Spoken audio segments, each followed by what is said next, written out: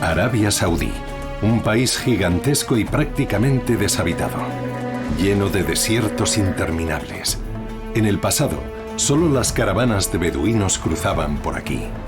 Hoy Arabia Saudí es uno de los países más ricos del planeta y un importante centro religioso para el mundo musulmán, un lugar de peregrinaje sin comparación.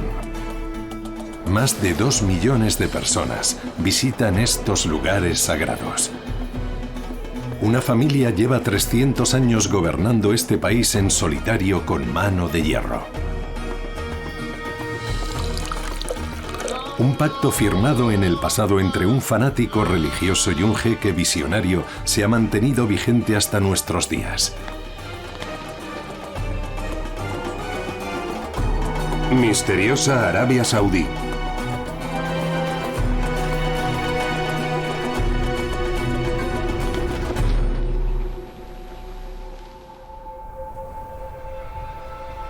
El paisaje de Arabia Saudí parece de otro planeta. Un país calcinado por el sol, con un tamaño aproximado al de Reino Unido multiplicado por 9, pero con inmensas zonas deshabitadas. Montañas, desiertos y volcanes. Una península inhóspita donde las condiciones de vida son extremas. Rub al-Khali, el mayor desierto de arena del mundo, también llamado el Cuarto Vacío, se extiende por el sur. El norte está dominado por las dunas rojas de otro gran desierto, el Nefud al-Kabir. A pesar de ello, la península arábiga alberga una cultura ancestral.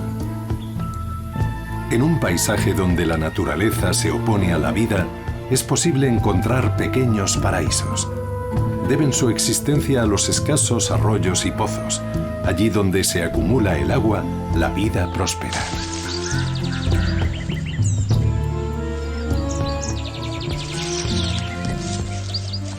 Plantas, animales y seres humanos se han adaptado a las duras condiciones de su entorno.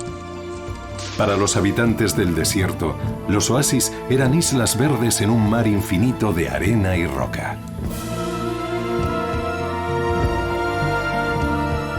Los beduinos llevan miles de años recorriendo sus rutas ancestrales a través de un paisaje inhóspito para ir de un oasis al siguiente.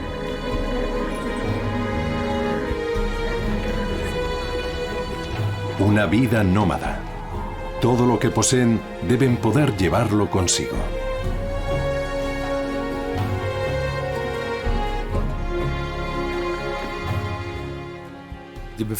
La población no se asentaba, era nómada.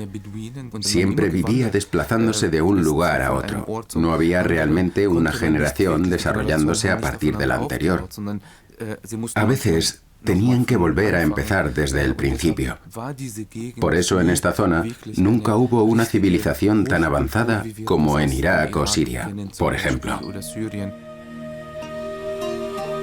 Sin embargo, el norte de la península arábiga estuvo habitado durante mucho tiempo por ancestrales culturas avanzadas. Los petroglifos que dejaron sus antiguos habitantes son la prueba testimonial de ello. Los más antiguos que se conocen fueron tallados hace 7000 años y revelan algo inesperado. Aquí hubo regiones fértiles en el pasado. En la prehistoria había numerosos lagos en esta zona, que fueron desapareciendo con el tiempo debido a las sequías. Sus orillas estaban habitadas con toda seguridad. La población se concentraba en estos lagos, sobre todo durante el Neolítico. Es la prueba definitiva de que entonces el desierto era una zona verde. Después, el clima de Arabia cambió. Y una sabana fértil rica en flora y fauna se transformó en un árido desierto.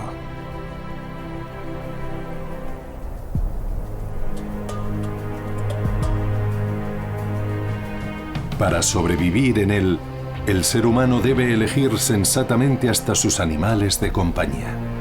Por ejemplo, el dromedario. Su organismo está perfectamente adaptado a la vida en el desierto. Es el medio ideal de transporte para los nómadas y mercaderes como eran los nabateos, que se establecieron en el norte de la península arábiga en torno al año 500 antes de nuestra era y se especializaron en el comercio de incienso. El incienso se obtiene de la resina de un árbol que crece en el sur de la península arábiga. En todo el mundo antiguo, esta fragante resina se utilizaba como una valiosa ofrenda en cultos religiosos y también con fines curativos. Las rutas para su comercio llegaban hasta Europa. Los nabateos controlaban el comercio en la península arábiga. Todo el territorio comprendido entre sus asentamientos en el norte y el actual Yemen. Su capital, Petra, en lo que hoy es territorio jordano, es un testimonio impresionante de la riqueza generada por el comercio. En los albores de nuestra era, Petra, con sus monumentales sepulturas excavadas en roca, tenía una población de 40.000 habitantes. El asentamiento más al sur del imperio nabateo era Hagra o Madain Saleh, en el noroeste de la actual Arabia Saudí, un importante centro de comercio en aquel tiempo. Más de un centenar de tumbas monumentales talladas en roca hace más de 2000 años son testimonio de ello. Sin embargo, sorprende que apenas haya personas o dioses representados en ellas. Solo están adornadas con relieves geométricos en piedra. La religión que profesaban los nabateos sigue siendo un misterio en la actualidad. Una de las características de esta religión es que, además de basarse en deidades y representaciones de deidades, como es habitual, también incluye lo que podría describirse como un culto a la piedra. Según las antiguas tradiciones, los pueblos de Arabia en aquella época también adoraban piedras sagradas que en su mayoría dejaban intactas junto con formaciones rocosas insólitas que hallaban en la naturaleza. Influencias religiosas de otras culturas llegan a la península arábiga a través de las caravanas de los mercaderes nabateos. Todo el mundo de los dioses griegos y romanos, así como el dios único de los judíos y los cristianos. Religiones que en general coexisten pacíficamente. En aquel tiempo, un centro de comercio para las caravanas de mercaderes se situaba cerca de la Meca actual. Durante mucho tiempo, la ciudad también había sido un centro religioso para las tribus beduinas de la región. Según cuenta la leyenda, en la Meca existía un santuario desde tiempo inmemorial. Mucho antes de convertirse en el centro del mundo islámico, la Meca ya era un destino de peregrinación, un lugar donde lo divino se vuelve palpable.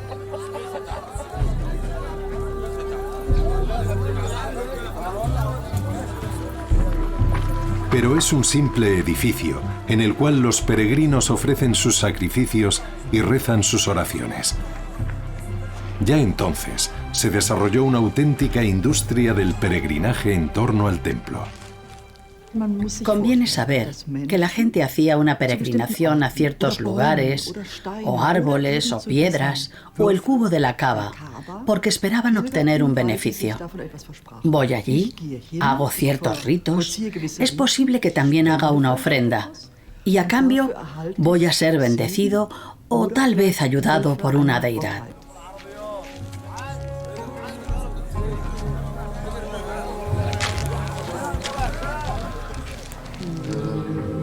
En el interior de la Kaaba se rendía culto a deidades de culturas muy diferentes.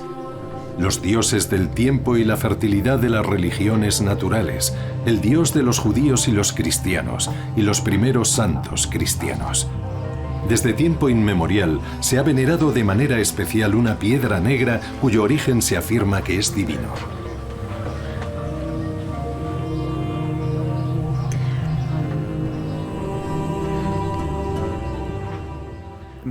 Había pluralidad religiosa en la Meca, diferentes religiones o visiones del mundo, diríamos hoy. Pero no era la religión lo que mantenía unida a la sociedad, sino la lealtad a una tribu determinada. Había distintas tribus y cada una tenía sus propias normas. No existía una ley universal común para todas las personas y era habitual que las tribus se enfrentaran en guerras por la supremacía en la península arábiga.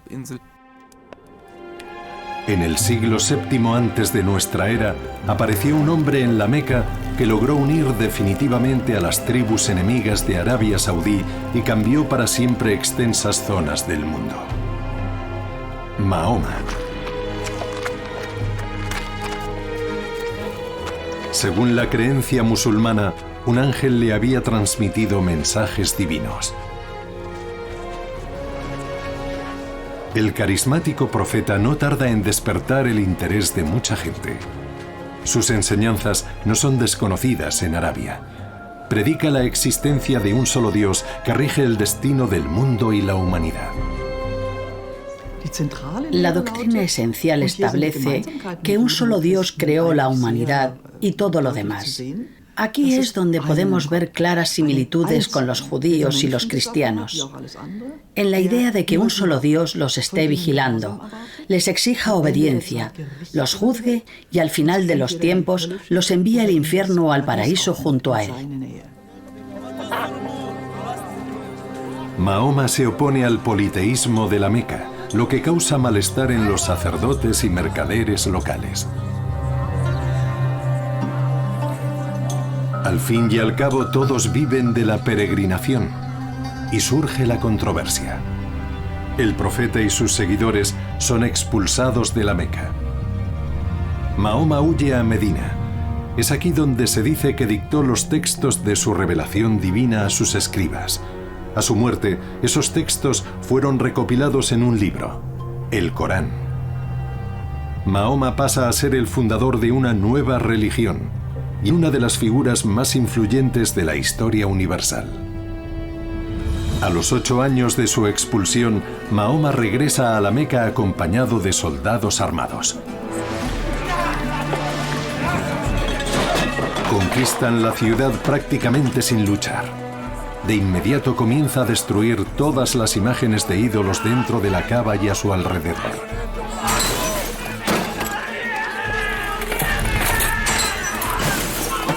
Las figuras de culto también debían desaparecer de las casas particulares.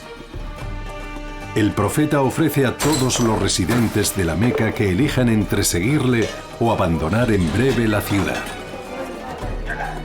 La Kaaba pasa a ser el centro de sus creencias monoteístas. La piedra negra también se libra de la destrucción a manos del profeta. Cuenta la leyenda que él mismo la instaló en un rincón de la Kaaba. Y ahí sigue en la actualidad. Los musulmanes llaman a la Kaaba la Casa de Dios. Los círculos rituales comienzan y terminan en la piedra negra. La composición de esta piedra sigue siendo un misterio.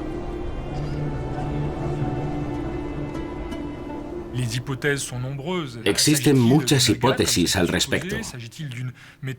¿Es un ágata como se ha especulado? ¿Tal vez un meteorito? ¿O simplemente un fragmento de lava o basalto? ¿Podría ser incluso de cristal? Su composición no se ha podido determinar hasta la fecha.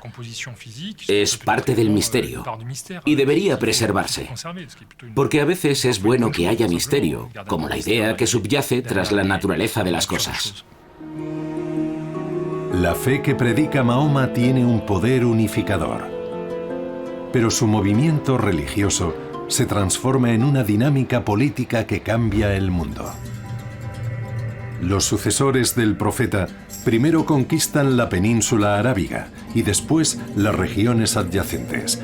Ningún movimiento religioso del mundo se ha expandido con tanta rapidez y con efectos tan duraderos. Una de las características del Islam por las que tuvo tanto éxito era su flexibilidad. No había que hacer gran cosa para ser musulmán. No había que demostrar que se tenían grandes conocimientos teológicos para pertenecer a la comunidad musulmana. En principio, cualquiera podía serlo. Ese ha sido en definitiva el secreto del Islam para triunfar, que, por cierto, en eso se parece al cristianismo católico romano, y que podría aplicarse perfectamente a las circunstancias culturales de cualquier parte del mundo. La peregrinación a la Meca es uno de los 5 pilares del Islam. Todo musulmán debe hacer este viaje al menos una vez en la vida. En los primeros tiempos, algunas caravanas de peregrinos tardaban meses en hacerlo.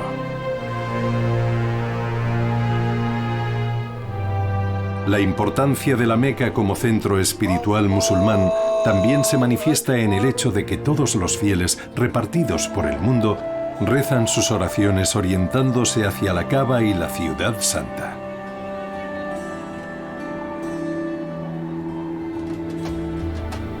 El que antaño fuera un punto de reunión de caravanas, hoy es un centro de peregrinación multitudinaria, equipado con infraestructuras capaces de alojar a más de 2 millones de personas a un tiempo. Si uno respeta el Hajj, hace su peregrinación a la Meca y pide a Dios el perdón de sus pecados, puede estar seguro de que éste responderá a sus plegarias. Así lo creen muchos.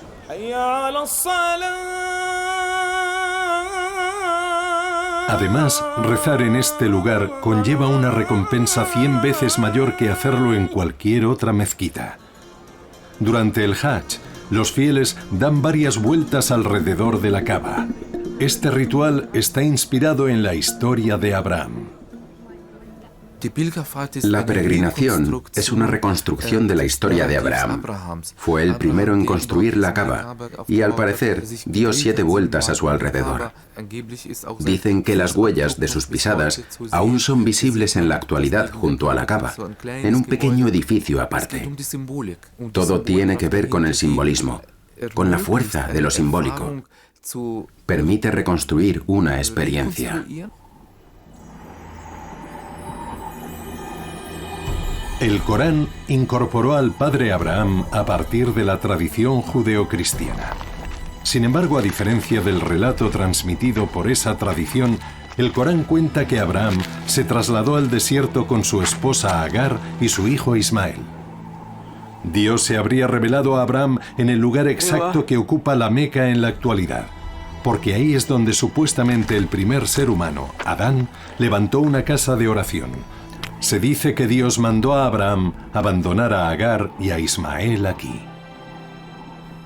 La historia de Abraham es un milagroso ejemplo de cómo Mahoma conecta con los relatos bíblicos, aunque los narra de otra manera, presentando a Abraham como figura fundadora del Islam. Luego está su esposa, Agar, que aparece en una dramática escena muy preocupada por su hijo pequeño y que recibe la ayuda divina, de manera que establece vínculos interesantes usando los relatos a su manera particular. Agar y su hijo están a punto de morir de sed. La madre busca agua con desesperación.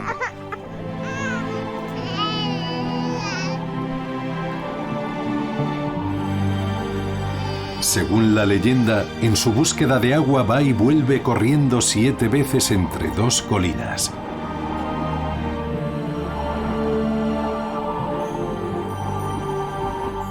Y entonces Dios acude en su ayuda, haciendo brotar un manantial en el lugar preciso donde ha dejado a su hijo.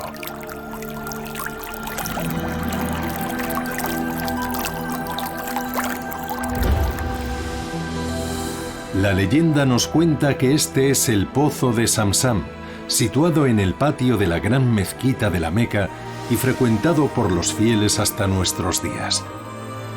Las colinas de Safa y Marwa, entre las cuales se dice que Agar corrió desesperada, hoy se encuentran bajo este gran grupo de edificios. Para conmemorar la búsqueda de agua de Agar, los peregrinos recorren 7 veces la distancia entre ambas colinas. Cuando hago el camino de ida y vuelta entre dos colinas, depende del contexto donde lo ponga cada uno. ¿Dónde estoy ahora? ¿Qué es lo que busco en la vida? ¿Qué es lo importante? ¿Qué hace falta hoy en día para sobrevivir en un sentido espiritual? Ahí es donde la espiritualidad vuelve a entrar. Voy y vengo buscándome a mí mismo. La noche del primer día de Hajj, los peregrinos salen de la ciudad. Vestidos de blanco como manda la tradición, se trasladan a pie hasta Mina, un valle situado unos 5 kilómetros al este de la Meca. Allí pasan la noche en una gigantesca ciudad de tiendas de campaña con capacidad para alojar hasta 3 millones de personas. La mañana siguiente ve cómo los peregrinos se desplazan a una colina en la llanura de Arafat, 20 kilómetros al este de la Meca. En la tradición islámica, este ritual del Hajj significa estar de pie ante Dios. Los peregrinos recitan el Corán, bendicen al profeta y hacen sus plegarias.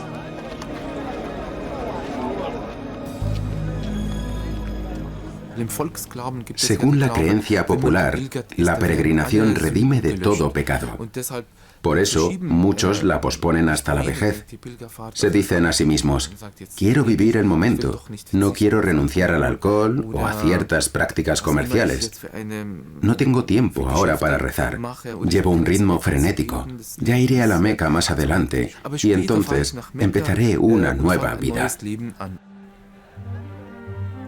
Poco antes del amanecer del tercer día, los peregrinos regresan a la Meca. El Hajj, que dura entre 4 y 6 días, solo tiene lugar una vez al año, lo que la convierte en una de las reuniones más multitudinarias de todo el planeta. Y una fuente inagotable de ingresos para los comerciantes de este país desértico. Garantizar la seguridad de los peregrinos requiere una compleja logística. Y es que en esta ruta se forman auténticos cuellos de botella como en el puente Yamarat. Aquí los fieles cumplen el rito de lapidar simbólicamente al demonio lanzando 7 piedras contra las columnas. Una vez cumplido este cometido, los peregrinos regresan a la Meca. Al imponer a los fieles la obligación de peregrinar, Mahoma creó un mecanismo muy eficaz para dar visibilidad a la comunidad musulmana mundial. Hoy día más de 1 millón de peregrinos se reúnen normalmente para la oración final en la gran mezquita. Todo concluye con otra vuelta alrededor de la Kaaba, que está cubierta con la kiswa, tela de seda negra adornada con versos del Corán bordados con hilo de oro y plata. Algunos privilegiados reciben un fragmento de la kiswa que se renueva cada año. La tela lleva bordados hasta 400 kilos de oro y plata. Hoy día se fabrica en la Meca, pero hasta hace 100 años se hacía en el Cairo. Cada año, una festiva procesión hacía el trayecto del Cairo a la Meca con la nueva kiswa. Pero en 1926 surgió una disputa entre Egipto y Arabia Saudí, y los egipcios perdieron el privilegio que habían tenido durante siglos de entregar la magnífica seda bordada para cubrir la Kaaba. La disputa empezó en un traslado de la kiswa sobre una estructura llamada mahmal en la habitual procesión de Egipto a la Meca. Muchos seguidores de Ibn Saud se enojaron al oír que tocaban trompetas en aquella ocasión. Era música, y la música estaba prohibida. Por si fuera poco, decían que el mahmal que portaba la kiswa era objeto de adoración por los egipcios, que en cierto modo lo habían convertido en un ídolo. El Islam practicado en Arabia Saudí en aquella época era más estricto que en ninguna otra parte del mundo. Este movimiento islámico está ligado a un nombre, Mohammed ibn Abdul Wahhab. Se crió en la península arábiga a principios del siglo XVIII y no tardó en labrarse una reputación por su afán de sabiduría. Abdul Wahab fue una persona excepcional desde una edad muy temprana, y eso se debía en gran medida a su entorno familiar. Su padre y su abuelo ya estaban entre los sabios religiosos más reconocidos de Arabia Central. Y en esa región, la autoridad religiosa pasaba de una generación a la siguiente, una tradición que ha perdurado hasta hoy. Al parecer, a la edad de 10 años ya se sabía de memoria el Corán completo. A los 11 hace su primera peregrinación a la Meca y empieza a predicar. Su principal interés es el hadís, que son relatos sobre la vida, palabra y obra del profeta que rigen todos los aspectos de la vida de los musulmanes. Abdul Wahab desarrolla sus radicales enseñanzas islámicas como reacción a una crisis. Durante el siglo XVIII, Arabia Central es una región inmensamente pobre, sacudida por diversas crisis muy catastróficas, sequías, plagas de langostas. Muchos tuvieron que abandonar la región. Al parecer, Abdul Wahab intentaba dar con una solución. Se preguntó cuál sería la razón de que Dios los estuviera castigando, y su respuesta fue, al menos a su regreso de Medina, que el retorno al Islam verdadero de los primeros fieles del siglo VII era la solución. La interpretación del Islam de Abdul Wahab, el sometimiento a la voluntad de Dios, implica una devoción absoluta por los fundamentos de la religión, el Corán y las demás fuentes genuinas del Islam. Todo lo demás es rechazado. La esencia de las enseñanzas de Mohammed ibn Abdul Wahab es que existe una doctrina islámica muy clara que ha sido diluida por los musulmanes. Y esta doctrina tan clara se basa en que solo existe un Dios, un único Dios, ninguno más, y que el ser humano no tiene permitido hacer nada que el profeta Mahoma no hiciera en su tiempo. Eso significa, por ejemplo, que la música, el tabaco y otras cosas quedan prohibidas y que es una doctrina muy estricta. Aquel que no sigue las estrictas normas de Abdul Wahab está renunciando a su propia fe, según él. Para los habitantes de su pueblo, sin embargo, ha ido demasiado lejos. Lo obligan a marcharse al exilio. El lugar de nacimiento de Abdul Wahab se sitúa en una región del centro de Arabia Saudí, Negev.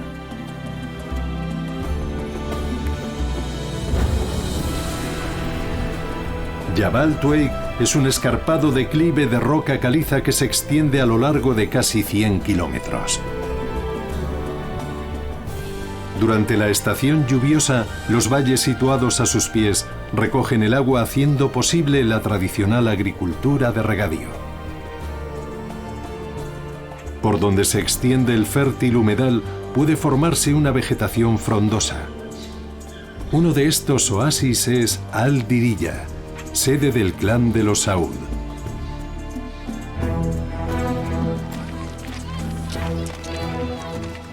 Fue aquí donde Abdul Wahab encontró refugio tras los diversos conflictos que había causado en otros lugares con sus enseñanzas radicales.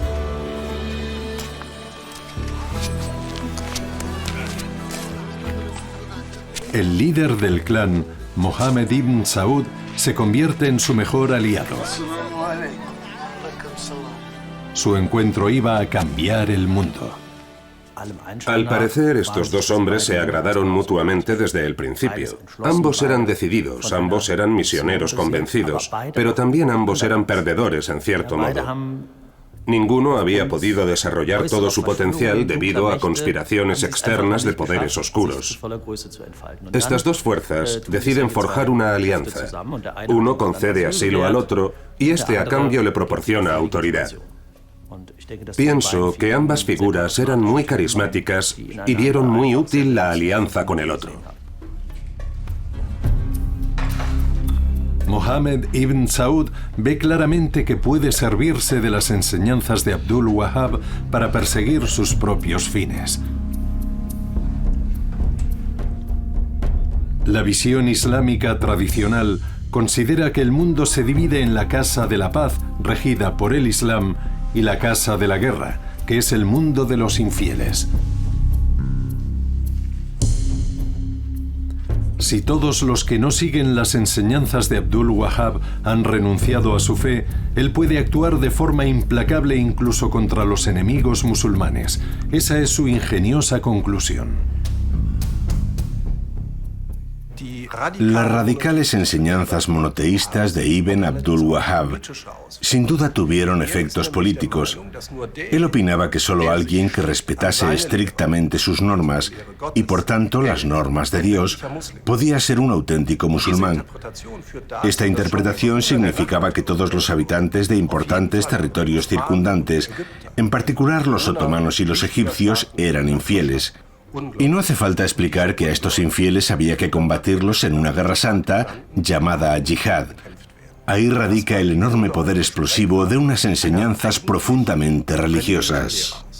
En 1744, Abdul Wahhab hace un pacto con Ibn Saud. Este acepta imponer las enseñanzas wahabíes en su territorio y, a cambio, el predicador le otorga la autoridad necesaria para combatir a sus enemigos.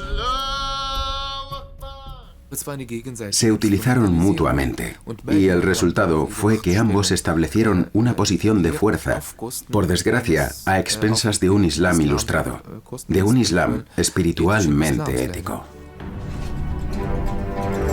El ambicioso Saud está decidido a utilizar el explosivo poder de las enseñanzas fundamentalistas de Abdul Wahhab para alcanzar sus elevados fines.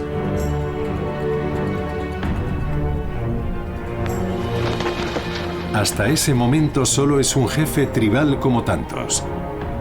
Pero eso va a cambiar.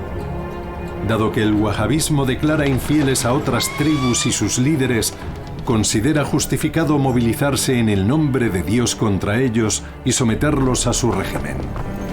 Así es como las expediciones de conquista de Mohammed ibn Saud se convierten en una misión sagrada para sus combatientes, por la que están dispuestos a morir. No eran simples mercenarios reunidos para luchar. Recibían plena formación wahabí. Estaban imbuidos de las enseñanzas wahabíes, y eso no era habitual en aquella época. Las regiones se conquistaban mediante el saqueo y buscando mercenarios y aliados sin más. Y eso fue lo que hizo Ibn Saud.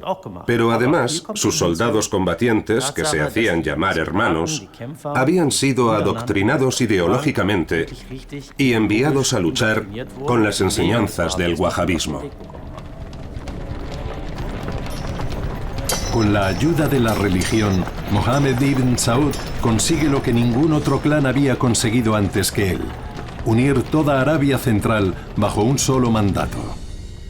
A partir de 1745, conquista una región tras otra a través de la fe y la espada, y permite que Abdul Wahhab promueva sus enseñanzas en cumplimiento de su pacto. Sus sucesores por fin se acercan a la Meca y Medina. Dirigiéndose a la Kaaba en el corazón de la Meca, los Saud pretenden hacerse con el liderazgo del mundo islámico, y están dispuestos a conseguirlo mediante la espada. Que un musulmán se atreviera a atacar los lugares sagrados del Islam, incluso en el nombre del profeta, solo había sucedido una vez. 2 años antes, los wahabíes habían saqueado mezquitas y templos chiíes en lo que hoy es Irak, y habían matado a miles de personas en el proceso. En esta ocasión, tampoco demuestran ninguna piedad.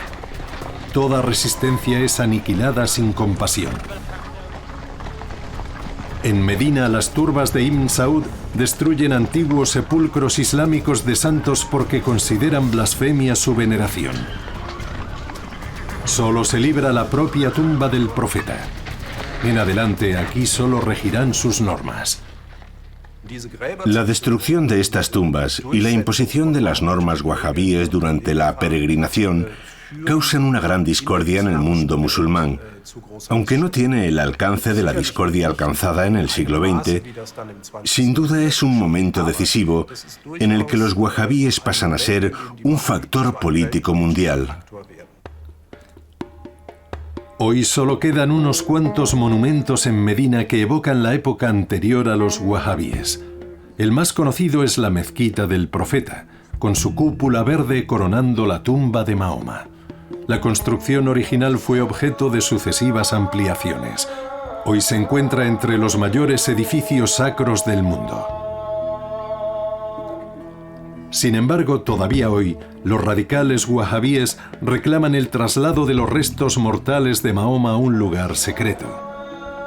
Incluso se oponen a que se rinda culto al profeta y consideran que un sepulcro tan suntuoso puede tentar a la gente a hacerlo. A principios del siglo XX, las mezquitas de la Meca y Medina aún eran edificios relativamente modestos. En la actualidad tienen unas dimensiones imponentes y han incorporado tecnología moderna, como los sistemas de parasoles totalmente automatizados de fabricación alemana. Cada uno de ellos tiene un tamaño colosal.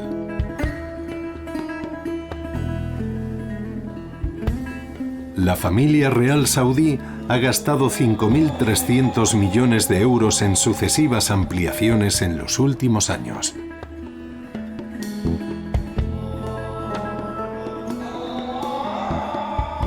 En 1950, Medina solo tenía 51.000 habitantes.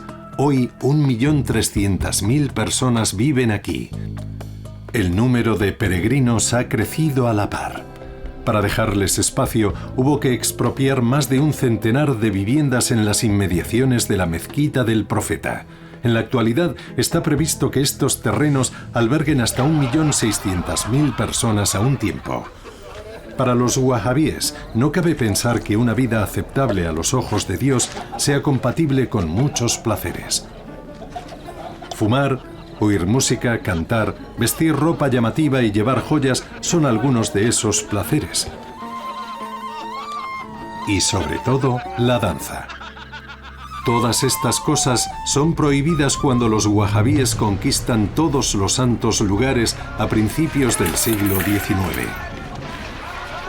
Quien no obedezca las estrictas leyes corre el riesgo de ser azotado, mutilado o ejecutado. La apropiación del centro espiritual del mundo islámico por un movimiento radical es una provocación para muchos musulmanes. Sobre todo para el sultán del Imperio Otomano en Constantinopla, hoy Estambul. Como sus predecesores, gobierna grandes extensiones del mundo árabe y es nominalmente el califa, el sucesor del profeta y el líder de los musulmanes sunitas. El sultán envía tropas a Arabia. El Imperio Otomano se consideraba a sí mismo la primera potencia del mundo árabe en aquel tiempo. El hecho de que un movimiento sectario y entonces prácticamente desconocido tomara los lugares sagrados con semejante desprecio era una provocación que los otomanos no iban a dejar pasar sin castigo. Los Saud y su ejército wahabí son derrotados. Su líder Abdallah al-Saud aguarda su ejecución el 17 de diciembre de 1818 en Estambul. Ha sido condenado a muerte por corrupción en la tierra, división de los musulmanes y rebelión contra el califa. 3 generaciones después del pacto firmado entre la familia Saud y los wahabíes, el triunfo de los fanáticos religiosos parece haberse extinguido. El imperio de los Saud vuelve a desintegrarse en regiones tribales. Muchos miembros de la familia son ejecutados o enviados al exilio. Pero las semillas sembradas por Abdul Wahab continúan germinando y diseminándose. Los Saud también seguirán haciendo historia.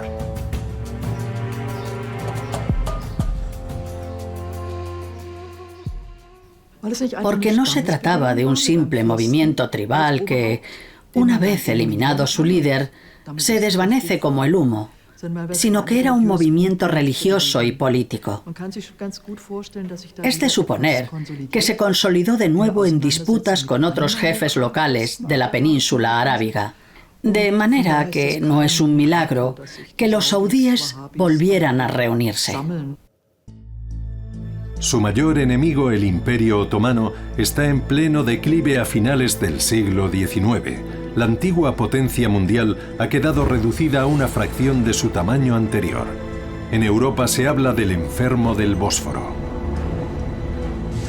El sultán Abdulhamid II concibe un ambicioso proyecto para reforzar su autoridad ante todos los musulmanes. Una línea de ferrocarril que va a conectar Damasco con los lugares santos. Esta línea ferroviaria sigue una antigua ruta de peregrinación a lo largo de más de 1.300 kilómetros para la consternación de los beduinos que viven allí. Las tribus obtenían importantes beneficios de las caravanas de comerciantes y peregrinos. Los peregrinos eran como los turistas en la actualidad. Iban dejando dinero a lo largo del camino. Comían en restaurantes, pernoctaban en sitios y pagaban impuestos de tránsito. En el momento en que los otomanos terminan de construir esta línea de ferrocarril, los beduinos están literalmente junto a ella y ven salir el tren de la estación. En 1914 estalla la Primera Guerra Mundial en Europa. El sultán se alía con el imperio alemán gobernado por Guillermo II, una decisión que tendrá graves consecuencias. Para algunas tribus árabes, esta guerra representa la oportunidad de librarse del dominio de los otomanos. Apoyan a los británicos e inician una rebelión contra el régimen turco. Las memorias de la vida de Lawrence de Arabia son un monumento literario a esta rebelión. Su autobiografía hizo mundialmente famosos los actos de sabotaje y las incursiones de los rebeldes árabes. Pero su sueño de independencia no se hará realidad. Los británicos probablemente no esperaban en absoluto que tuviera éxito esta rebelión árabe, hecha realidad por el jerife de la Meca junto a Lawrence de Arabia y otras partes interesadas. Se sorprendieron bastante al ver sus notables avances y las demandas y expectativas asociadas a ellos. Y los británicos hicieron lo que han hecho siempre: lavarse las manos y decir: lo sentimos, amigos. Debe de haber sido un malentendido. No era nuestra intención que las cosas salieran así. En los años siguientes a la Primera Guerra Mundial se establecen nuevas fronteras en Oriente Medio. Los futuros territorios de Siria y el Líbano están controlados por Francia, los de Irak y Palestina por los británicos. Los actuales Israel, Jordania y los territorios autónomos palestinos surgieron todos del mandato británico de Palestina. Muchos árabes consideran que esta división es una traición del mundo musulmán. Nueva oportunidad para otro Saud.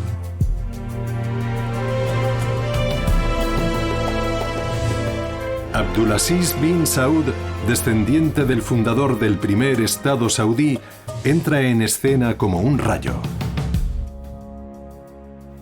El carácter de Abdulaziz queda patente desde su primera gran aparición en la historia del mundo.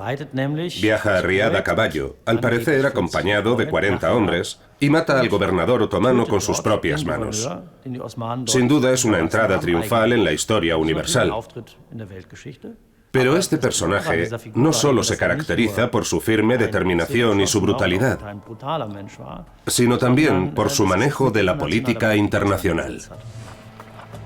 Abdulaziz se da cuenta del vacío de poder existente en su tierra natal. Con su ejército de guerreros wahabíes consigue volver a conquistar la península arábiga. En 1924 la Meca y Medina caen en sus manos. En 1932 se proclama rey. Desde ese momento su imperio adopta el nombre de su familia, Arabia Saudí, la Arabia de los Saud. La bandera nacional es al mismo tiempo un credo religioso. El verde es el color del profeta. Sobre él figuran las palabras: no existe más Dios que Alá y Mahoma es su profeta. Cerca del oasis de Diriyah, donde en tiempo se había sellado el pacto entre Ibn Saud y Abdul Wahhab, nace una nueva capital, Riad. Hoy es una metrópolis con alrededor de 7 millones de habitantes. Un simple golpe de suerte facilitó el salto de la época medieval a la edad moderna. En 1938 se descubrió petróleo. el combustible de las naciones occidentales industrializadas. A través de sus gigantescos campos de petróleo, los Saud se convierten en un interlocutor principal de la política mundial.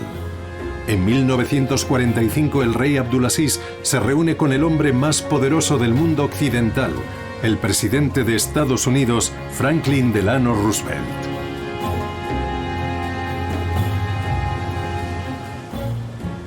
Las raíces culturales de ambos hombres no podían ser más diferentes, pero una serie de intereses comunes han conectado a ambas naciones hasta hoy. El petróleo saudí influye de manera esencial en el establecimiento de Estados Unidos como potencia mundial. Pero además Arabia Saudí cumple otra función. Fue de los pocos países que se comprometieron a no transformarse en un país comunista y a hacer todo lo que estuviera en su mano para impedir que el comunismo se extendiera en su territorio si otros países de la región adoptaban ese sistema. Pero no solo el ateo comunismo conlleva peligros a los que deben hacer frente, también el capitalismo y su tentación al consumo. Mientras que el rey Abdulaziz posee los automóviles de lujo más modernos, se supone que sus hijos deben tomar conciencia de sus orígenes en el desierto. Todos sus hijos deben pasar una parte de su infancia junto a los beduinos y renunciar a los lujos de palacio llevando una vida austera en una tienda beduina. La sencilla forma de vida de los beduinos, así como su cultura y mentalidad, encajan con las estrictas enseñanzas del wahabismo. Los príncipes deben acostumbrarse a caminar descalzos y a montar en camello y a caballo. Son unas vacaciones de aventura con un componente educativo, ya que también les sirve para curtirse y estar preparados para la sucesión. Para preservar el poder de la familia, el rey nombra a su sucesor en solitario, rompiendo la tradición de tener en cuenta la opinión de los ancianos tribales. El título honorífico de servidor de los dos nobles santuarios es más importante para él y sus sucesores que el título de rey, porque en él radica el verdadero fundamento de su poder. El precio del petróleo se dispara en la década de 1970. Los saudíes utilizan el petróleo como moneda de cambio en sus negociaciones políticas. Modernizan la nación con la ayuda del petrodólar y se acercan al mundo occidental, lo que suscita críticas en su propio país. La familia gobernante es acusada de apartarse en exceso de los puritanos principios del wahabismo. El 20 de noviembre de 1979, el descontento de los fanáticos religiosos estalla en una dramática rebelión en la Meca.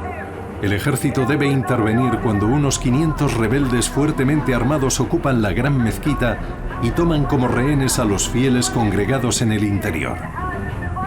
Exigen la separación total del mundo occidental y niegan la autoridad de los Saud.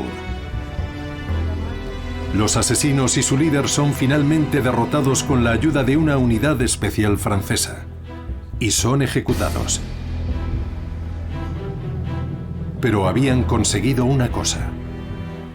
Ahora la familia gobernante ya sabe que hay un problema con su base popular y reacciona. Reacciona dando un giro conservador propio del wahabismo. En 1979 decide dar rienda suelta a los maestros religiosos wahabíes en todos los niveles de la sociedad saudí. Se establecen nuevas universidades islámicas por todo el país. Una joven generación de fundamentalistas wahabíes se forma en ellas. Se supone que han de promover sus enseñanzas, y de hecho, esta doctrina islámica ultra estricta empieza a exportarse al resto del planeta desde Arabia Saudí.